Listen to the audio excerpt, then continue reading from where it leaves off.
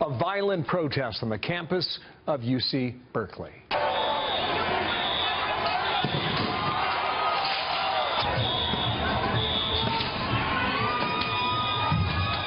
So apparently there was a peaceful protest with about 1,500 people until about 150 anarchists showed up. An editor for Breitbart News invited to speak at the school's Republican Club. In the end, that event was canceled after this mob outside turned violent. We got into the building, started preparing for the show, and people started arriving in black clothes and masks. They were clearly carrying concealed shields and weapons and things.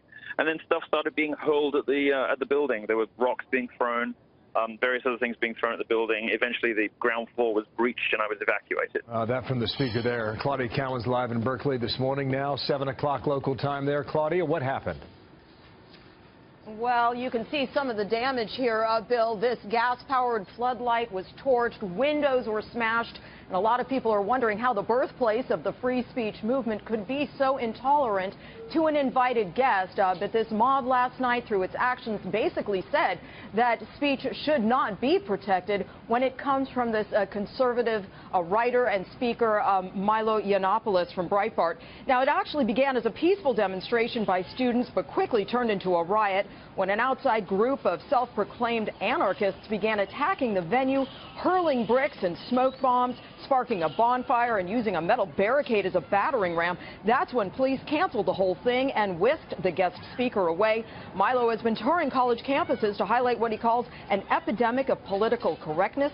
He courts controversy wherever he goes, and it's safe to say most on this campus don't agree with his far-right views on women, Islam, and other issues. But one woman who wanted to hear what he had to say was pepper sprayed. Others were beaten. Police were also attacked, and many said they were ashamed. If this was up to us, everything would be peaceful, everything would be civil. But these people, this is what they believe. This is what tolerance is at UC Berkeley.